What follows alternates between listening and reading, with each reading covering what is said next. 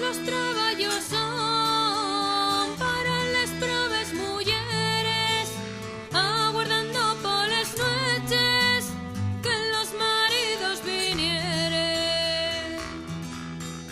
Unos venían borrachos, otros venían alegres, otros decían rapazos, vamos matales mulleres. Ellos piden de cenar y ellas que dallos non tienen. Que ficiste los dos reales, muller, que gobierno tiene.